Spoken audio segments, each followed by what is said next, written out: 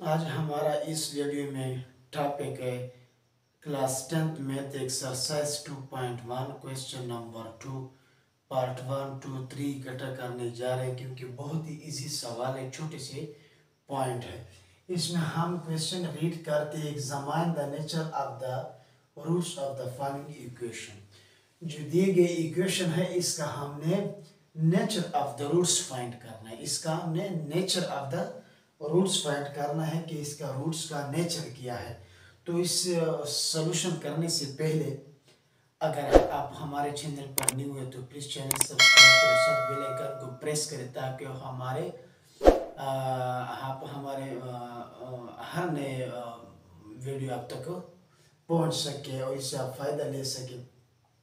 तो roots, nature of the roots मालूम करने के कुछ तरीके हैं कि वो मैं आपको समझा दूँ। इस सवाल सॉल्यूशन करने से पहले सबसे पहले हमारे पास ये है कि अगर हमारे पास डिस्क्रिमिनेंट यानी बी स्क्वायर मनफी 4ac ये अगर हमारे पास इक्वल आ जाए 0 तो फिर वो रूट्स जो होगा हमारे पास उसके साथ मैं लिखूंगा कि ये रूट्स मेरे पास रियल भी है, नंबर एक बात, और ये रूट्स हमारे पास इक्वल भी है और ये हमारे पास रैशनल भी है। कब? अगर डिस्क्रिमिनेंट का आंसर हमारे पास 0 आ जाए, उस सूरत में वो रूट्स हमारे पास रियल भी होगा, इक्वल भी होगा और रैशनल भी होगा। ये नंबर एक बात आपने याद रखनी का, अगर डिस्क्रिमिनेंट 0 आ जाए। दूसरी बात, अगर ये डिस्क्रिमिनेंट हमारे पास क्या आ गया, ए से इक्वल, ये हमारे पास ग्रेटर आ गया, क्या आ गया, ग्रेटर देन 0 आ गया। उसमें यह था कि अगर 0 के बराबर आ जाए, कोई भी आंसर 0 आ जाए, इसमें यह है कि 0 से ग्रेटर हो जाए, 1 आ गया, 2 आ गया, 25 35 जो भी आ गया, 0 से ग्रेटर आ गया, तो उस वक्त फिर हमने क्या लिखना है। अभी 0 से ग्रेटर दो तरह की हो सकता है। एक तो ऐसा होता है कि ग्रेटर भी होगा और परफेक्ट स्क्वायर भी होगा, और दूसरा ये हो सकता है कि ग्रेटर होगा लेकिन परफेक्ट स्क्वायर नहीं होगा। फॉर एग्जाम्पल हमारे पास 9 आ गया, 9 0 से ग्रेटर भी है और ये परफेक्ट स्क्वायर भी, इसका हम स्क्वायर ले सकते हैं, 3 3 9। 16 आ गया तो ये 0 से ग्रेटर भी है और परफेक्ट स्क्वायर भी है, 4 4 16। इस तरह 25 परफेक्ट स्क्वायर है, 36 परफेक्ट स्क्वायर है, 49 परफेक्ट स्क्वायर, 8 8 64 परफेक्ट स्क्वायर है, 9 9 81 81 परफेक्ट स्क्वायर है, ग्रेटर भी होगा। अगर हमारे पास ये सीन तो हमने क्या लिखना है इसके साथ, अगर परफेक्ट स्क्वायर आ जाए तो फिर हमने लिखना है कि ये रूट्स हमारे पास क्या है, अनइक्वल भी है, अनइक्वल और रेशनल भी है। याद रखना है, अनइक्वल भी है और रेशनल भी है। कब? जब परफेक्ट स्क्वायर हो। तो हम इसके साथ लिख सकते हैं कि ये परफेक्ट स्क्वायर है, परफेक्ट स्क्वायर भी है और अनइक्वल भी है और रेशनल भी है। अब अगर परफेक्ट स्क्वायर ना हो, जैसे कि फॉर एग्जांपल 13 आ गया, 15 आ गया, 8 आ गया, 19 आ गया, 20 आ गया, ये सारे 0 से तो बड़े हैं लेकिन परफेक्ट स्क्वायर नहीं है, तो उस सूरत में हमने क्या लिखना है, हमने लिखना है कि not perfect square, not perfect square. और फिर हमने क्या लिखना है, नॉट परफेक्ट स्क्वायर, फिर हमने अनइक्वल लिखना है, क्या लिखना है, अनइक्वल, और उसके बाद हमने इरेशनल लिखना है, क्या लिखना है, इरेशनल लिखना है। अब अगर हमारे पास एक तीसरा जो है, यहाँ पे आपको लिखता हूँ, शायद नीचे आपको नजर ना आए, तीसरा है, तीसरा हमारे पास अगर ये बी स्क्वायर मनफी 4ac लेस देन 0 आ गया, क्या आ गया, 0 से कम आ गया, -1 आ गया, -2 -3 -4 -8 -15 15 मनफी 20 ये 0 से कम है, उस वक्त आपने क्या लिखना, आपने ये लिखना है कि अनइक्वल एंड इमेजिनरी, क्या लिखना है,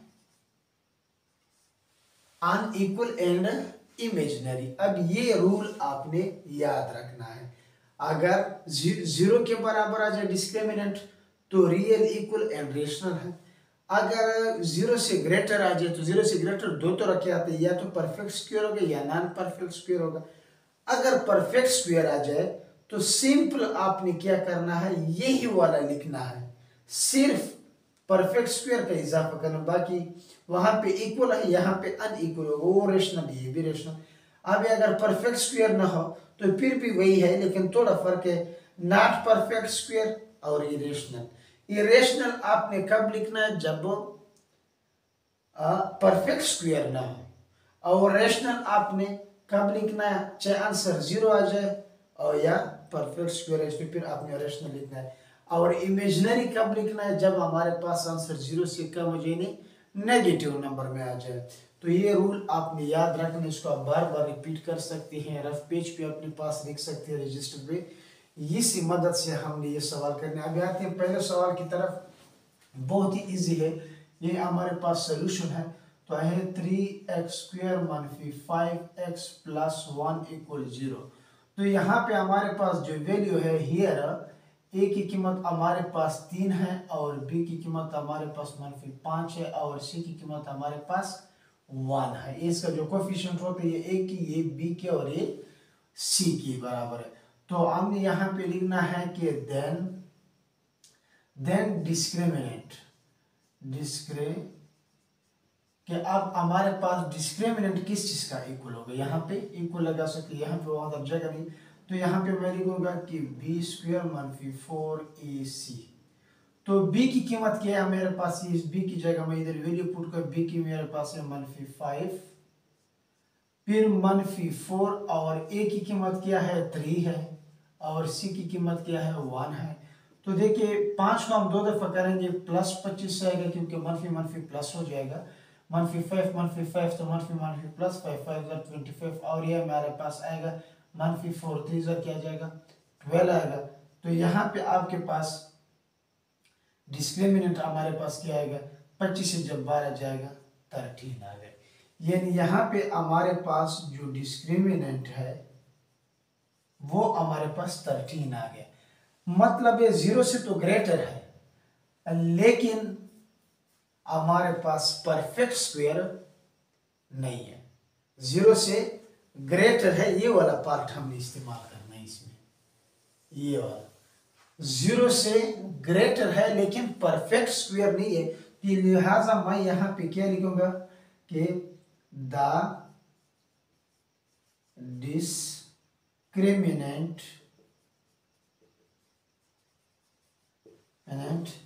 इज 13, डिस्क्रिमिनेंट कितना है 13, विच इज ग्रेटर देन 0, 0 से ग्रेटर है, सही है। therefore the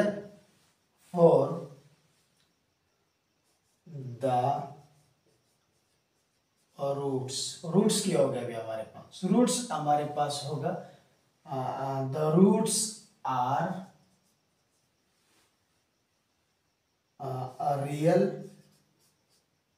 रियल आप हर एक के साथ लिख सकते हो, चाहे 0 है, 0 से ग्रेटर है, लेस देन है, रियल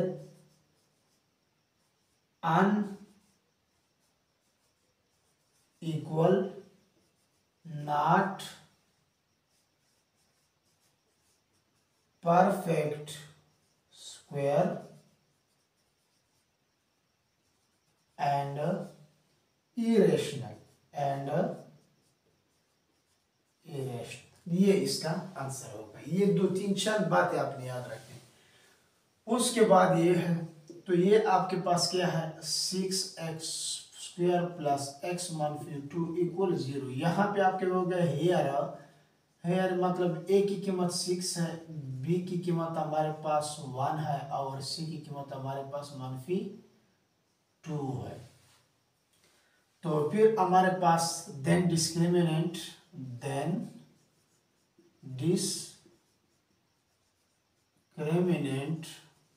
हमारे पास क्या होगा, बी स्क्वायर मनफी 4ac। तो बी की जगह देखिए हमारे पास क्या आएगा, बी की जगह हमारे पास यहाँ पे बी की कीमत है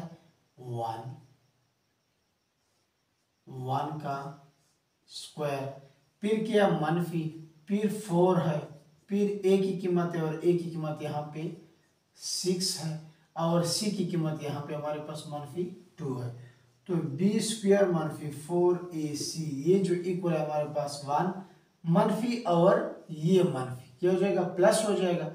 4 6 24, 24 2 48 हो जाएगा प्लस 48, यानी बी स्क्वायर मनफी 4ac ये हमारे पास कितना हो जाएगा 49। अब देखो इस दफे परफेक्ट स्क्वायर आया है, इस 67 49 से 49। तो यहाँ पे आप लिखेंगे द डिस्क्रिमिनेंट क्या है is 49 which is greater than 0, double quotation में बन के 0। therefore the root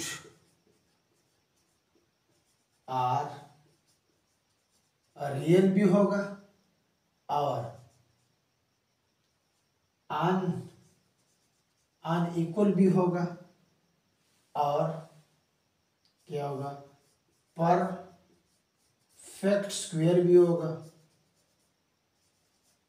and rational भी होगा। क्या होगा, रेशनल।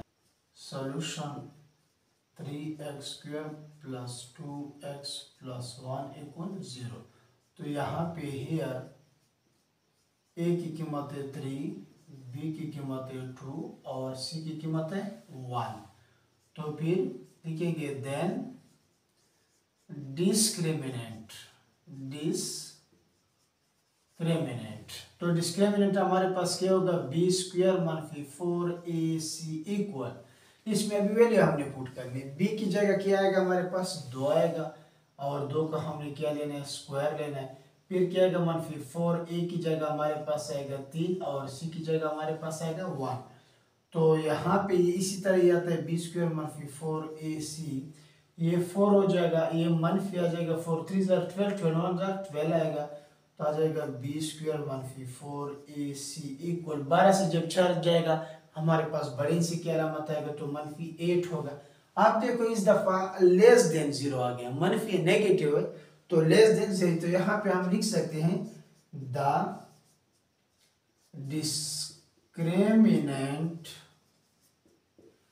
लेस देन 0, इस तरह भी लिख सकते हो, या द डिस्क्रिमिनेंट इज नेगेटिव भी लिख सकते हो, इस तरह नेगेटिव। सही है, नेगेटिव। और फिर बाद में लिखिए which is less than 0, double quotation में 0 से कम है। तो यहाँ पे हम लिख सकते हैं कि therefore the roots are real, unequal and